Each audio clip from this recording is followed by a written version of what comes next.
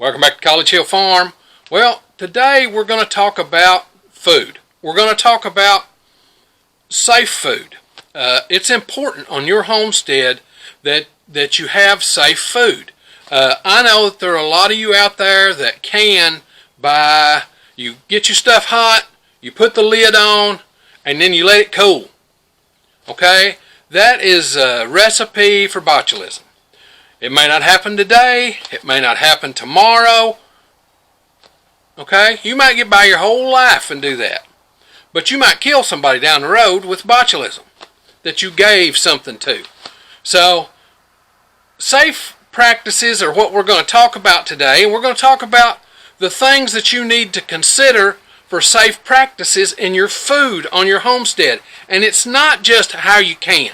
I'm not the canning police. Okay, this is not about just how you can. This is about safe, secure food for long-term storage, for all those kinds of things. Safe and secure food.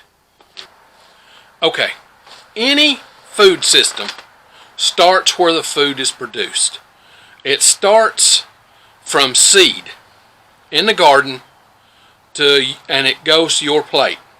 So the very first thing you have to do is make sure that your soil is safe. There are a lot of places out there that there's oil in the ground, there's petrochemicals, there's DDT, there's different stuff, okay?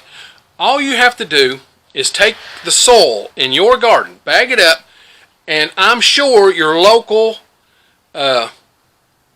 testing facility, which is run by your agricultural university in your community, will test your soil for you. Most of the time it's less than $20 to have a complete soil test. It'll tell you if there's benzene in the soil, it'll tell you all the stuff, but it'll also tell you how much potassium, nitrogen, the things that you need to add to your soil to make it great for your vegetables.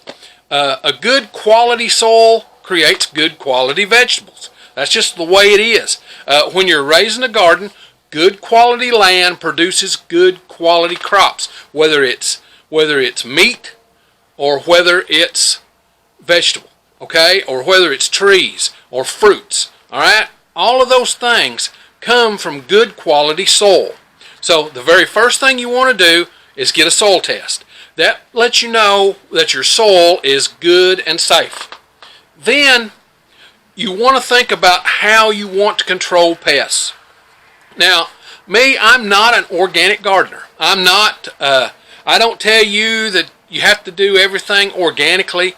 I have been known to spray in the past. I try and spray with the least amount of stuff, but now I have not had to spray because of the practices I do, crop rotation and different things. I have not had to spray here in about 3.5 years. When I first got here, I had to spray. I've also eliminated some crops that required spray in order to make. On my homestead, the insects will eat up eggplant. Okay? They'll just eat it. They'll eat the leaves off of it unless you spray it or unless you dust it. One of the two.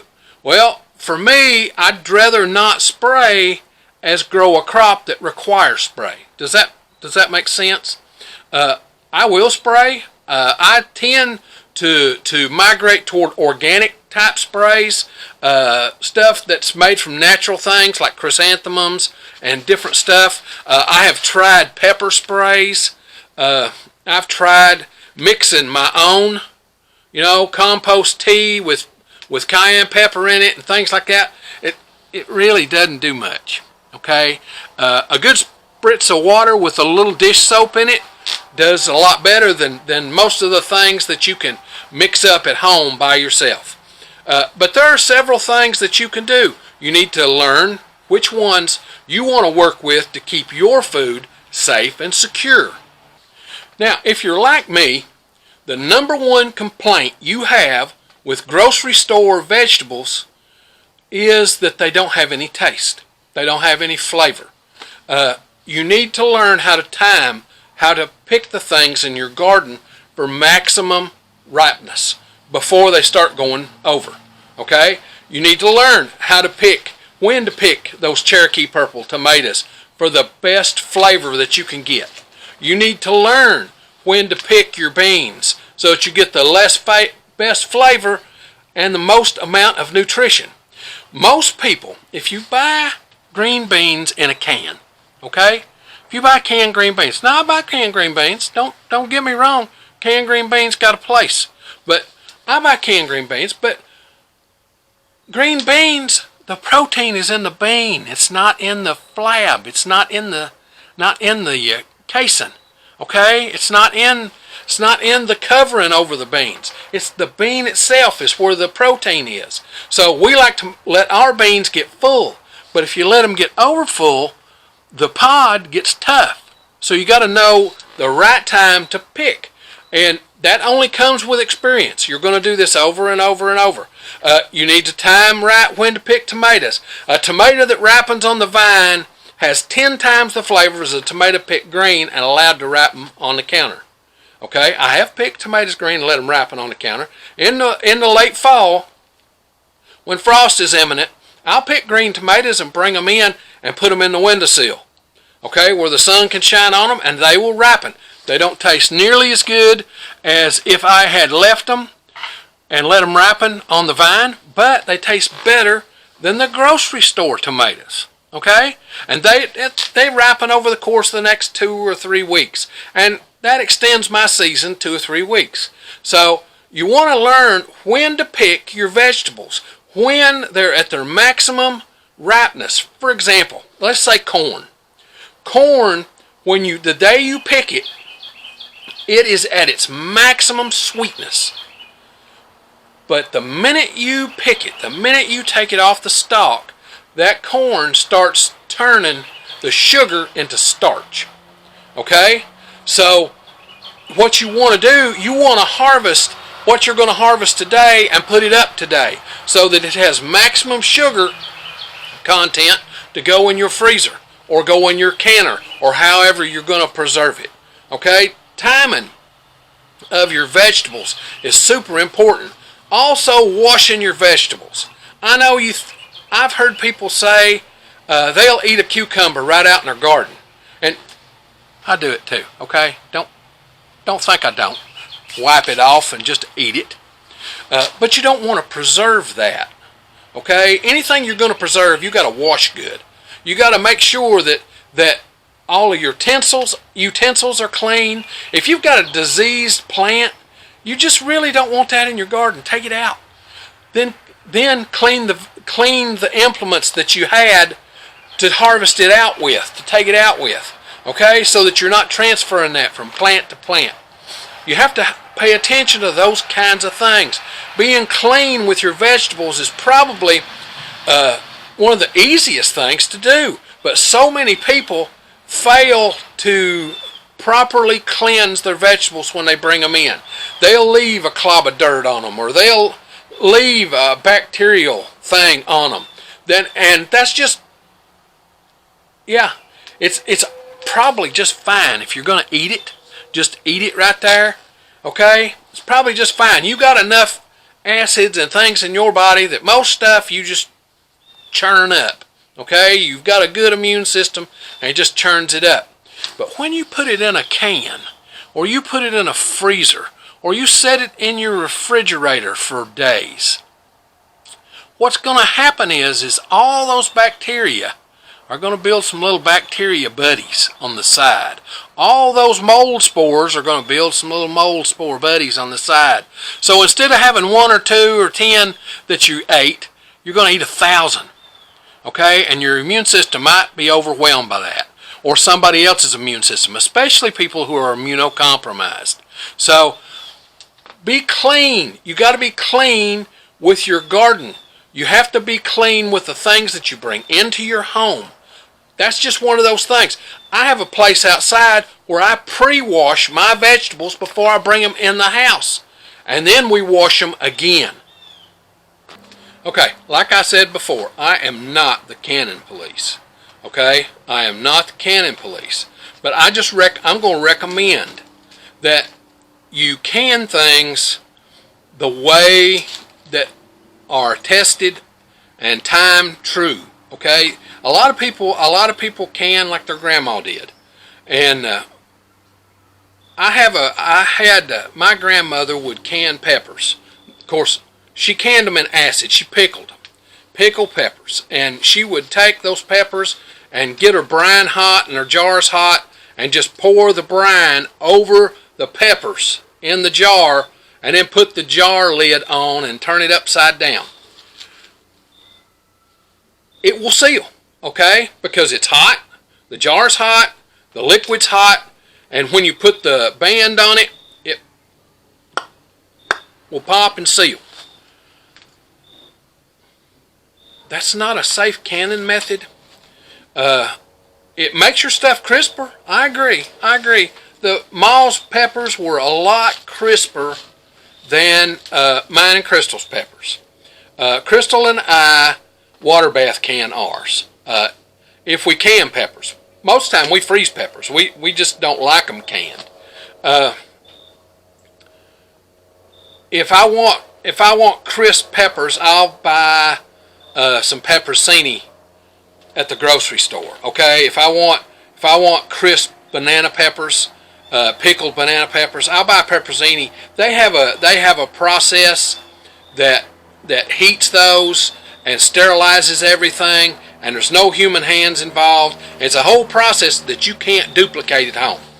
All right, you can't duplicate their process at home. And some of y'all are going to say, boy, oh boy, he is just full of crap. I've been canning this way all my life. Okay, I'm good. You don't have to. You can put it in the comments, okay? As a matter of fact, I encourage you to put it in the comments. Safe food is about safe families. And for me, I would rather not can something than can something that I think could possibly, not that it will, could possibly be unsafe for someone in my family. Does that make sense? One time out of 100, 1 in 100 is 1% chance. A 1% chance, if I consider there's a 1% chance of rain, I go out and work because I figure it's not going to rain. Okay? But a 1% chance of botulism is more percentage chance than I want to take with one of my kids. All right? It's just one of those things. Now, you need to learn how to safely can. I recommend the Ball Blue Book. There's also Betty Crocker put out a book with canning recipes that were safe. There's a Society for Canning Safety, and they've got a whole thing of recipes online. Okay, so you can look those up. Not all recipes on YouTube are safe. Alright? Let me say it again. Not all recipes on YouTube are safe recipes. So, you can take that with a grain of salt. Also, your freezing and your refrigerator. Your refrigerator should be below 40 degrees. Now, most vegetables, you put them in at 55 degrees, they're going to be just fine for a long time. But things like beef or turkey or meat that you're going to put in your refrigerator, you want to store it at below 40 degrees. That keeps the bacteria from really coming on. It doesn't stop it, but it keeps it from coming on. Freezing meat. We like to freeze meat 6 months, and the meat gets a little freezer burn on it after about 6 months. But the truth is, meat that's been frozen and kept in a frozen state will keep indefinitely. If you had a piece of woolly mammoth, that was frozen solid before it died, frozen as it was dying, you could probably chunk that off, throw it on the fire, and eat it. Okay? That's been a long time ago, but would it taste good? Probably not. After a while, I think the oldest meat that I've eaten out of our freezer is 3 years. And it was okay. It could have been better. Add a little soy sauce to it, and that made it just fine. Okay? Try and rotate your freezer stuff. Eat the oldest first. That's the way you need to maintain this. Eat the oldest first. And with us, we try and maintain a year's worth of food. Whether it's in the freezer or in the pantry or wherever, we try to maintain a year's worth of food at all times. Really a year and a half. At the first of the year, we're generally down to about a half a year's worth of food. Then we get our garden stuff coming in, and by the end, by September or October, we've got a year and a half's worth of food in our house. That's just the way we do it. And we eat last year's food first. Then we'll eat this year's food. We'll start on it. And then we'll keep cycling that way. About a year and a half's worth of food at any one time.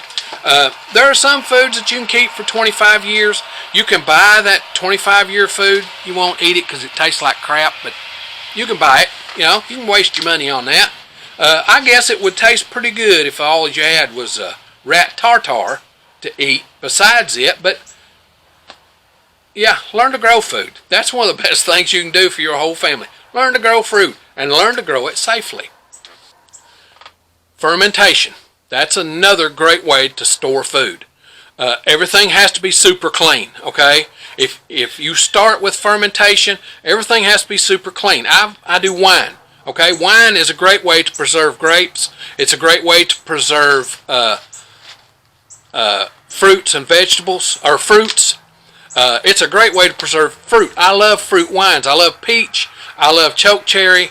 I love autumn olive wine. Autumn olive wine is probably my favorite. It's real astringent and it's tart to the tongue. It's delicious. It's great to cook with. It adds a great flavor to whatever you're cooking. Make your own vinegars. Okay, you can make your own vinegars, but you got to start with clean. Cleanliness is next to godliness. I can't stress that enough. Learn how to ferment, but plan on keeping it clean. You can't keep it clean if the cats are walking on your countertop. Okay? I've seen so many people on YouTube that are showing videos, and this is one of my pet peeves. Okay? They're showing videos of them cooking, and their cat's up on the counter. I don't want to eat nothing there. Okay? Cats walk around in their cat shit. Come on. They dig around in their litter box. And then they walk on your countertops. And you're cooking there. Come on now. Whew. Yeah. I'm clean with my cooking. I've washed my hands, but my cats put cat shit all over my countertop. Yeah, pet peeve. Okay, I'll get off of that. Practice canning safety. Dehydration. Dehydration is a great way to store stuff. Crystal and I would love to have one of those freeze dryers, but the truth is, can't afford it. They're $2,500 a piece or something, and we just can't put that into a freeze dryer. We've got 2 Presto Dehydros, the round ones, from Walmart. I think we paid $40 a piece for them, and then we bought extra trays, so we're into them about $100 for the whole setup. And we dry beans, we dry fruit, we dry all kinds of stuff with them that we store in jars, and down into the pantry they go. A good dehydrated apple tart is a wonderful thing in January. So, you know, you can have great tasting, wonderful food, but you have to learn how to prepare it out of the stuff that you've grown and preserved. Okay, learning to cook with the things that you grow. For example, you've raised your livestock, you've slaughtered a lamb, and you want lamb. Okay, I love rare.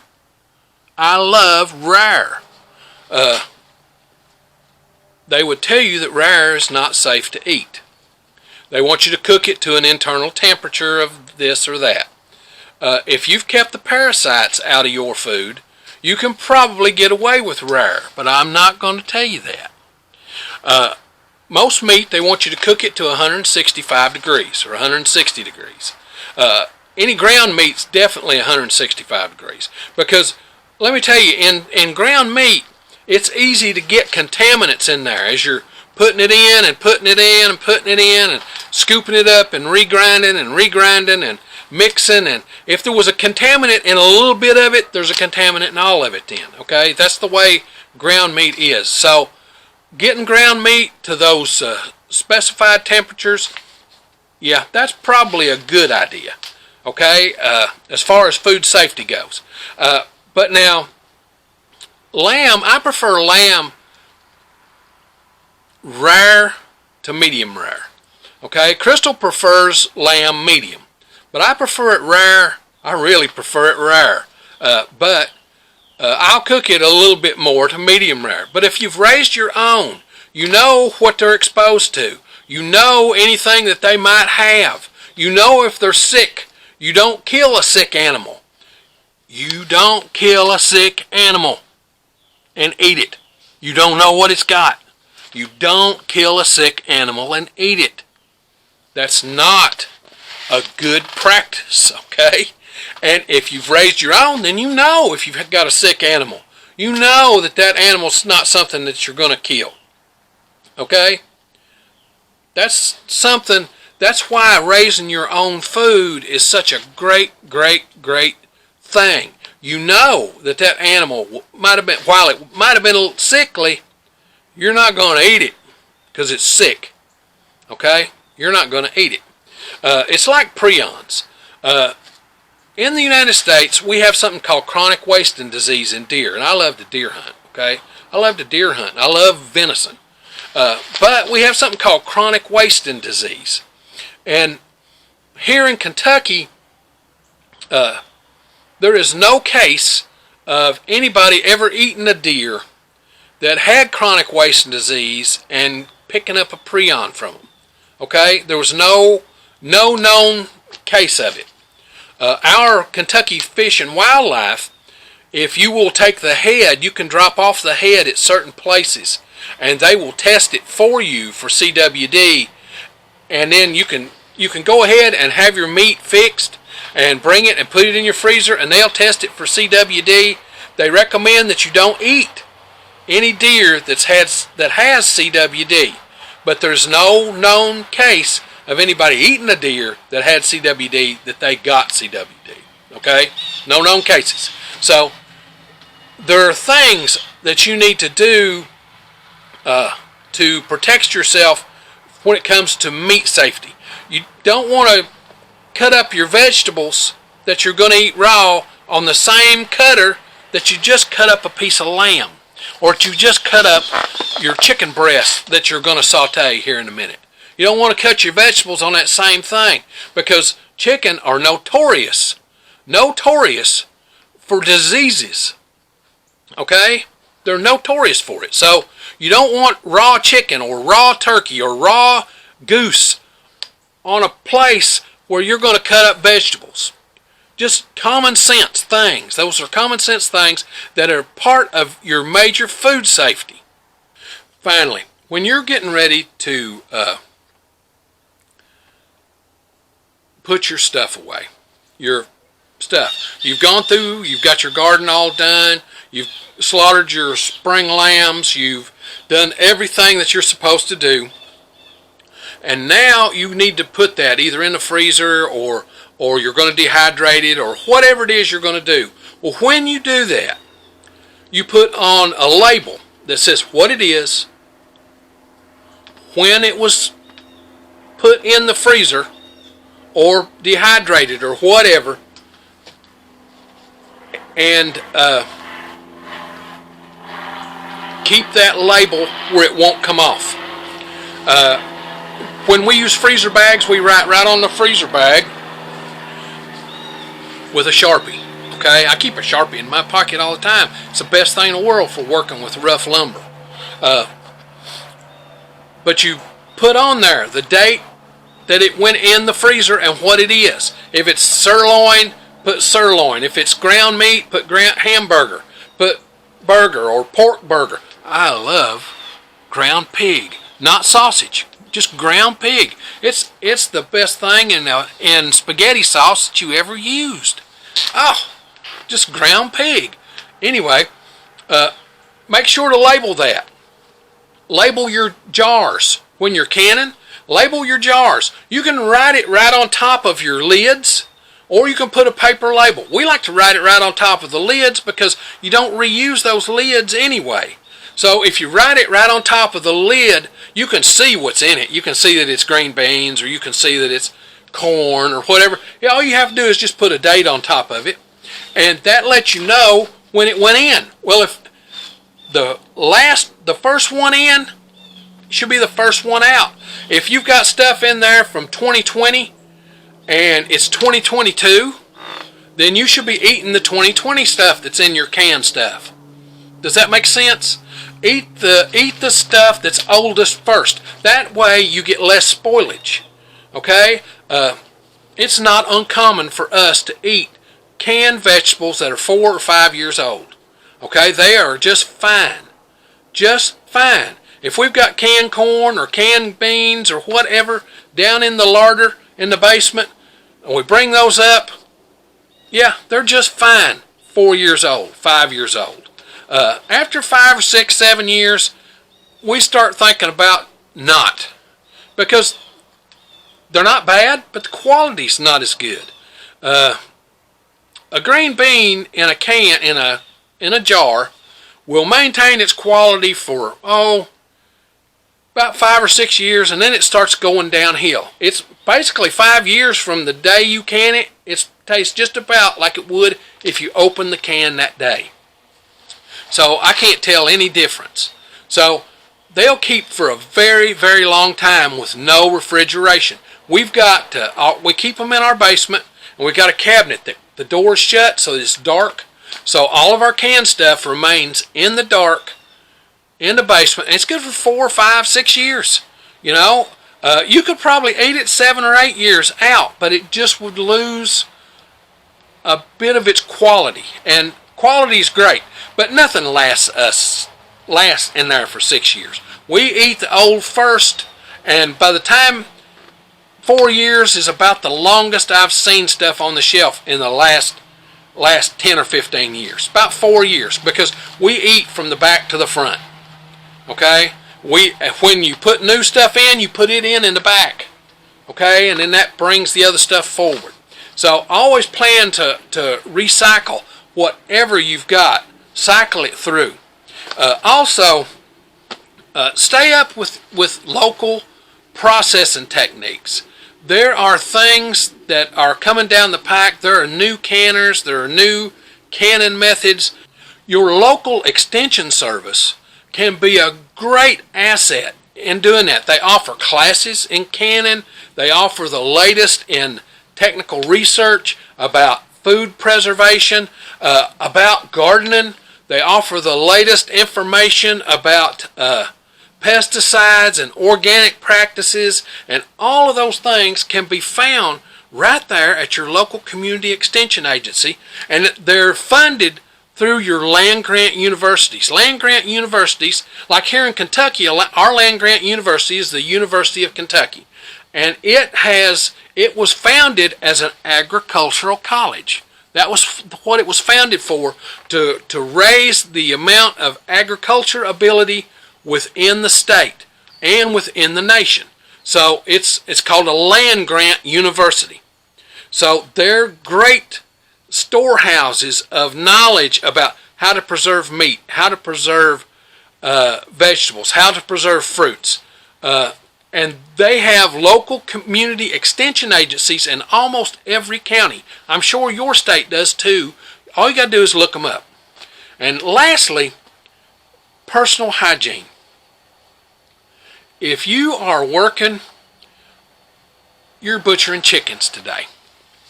You're butchering chickens today, and you're wearing the same bib overalls that you wore to shovel the chicken house. You're asking to contaminate your chicken. Okay?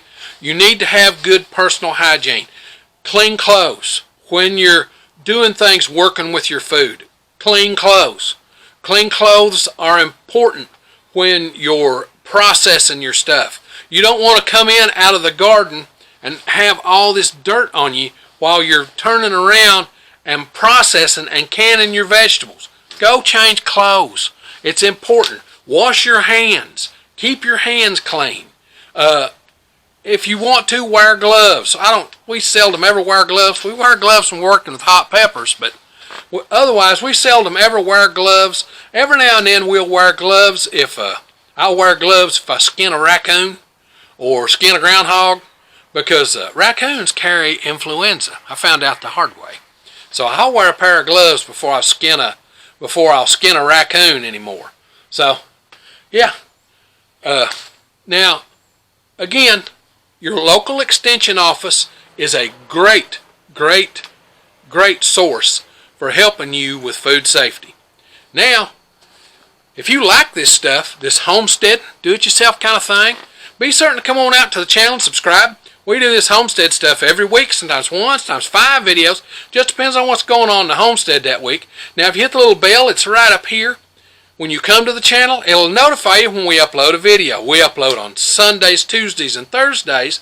But lately, we've only been uploading on a couple of days a week. The season's over, and we've got some health challenges here on the farm, and that's just the way it is. So now, it's time for me to get on to the next thing. I love y'all.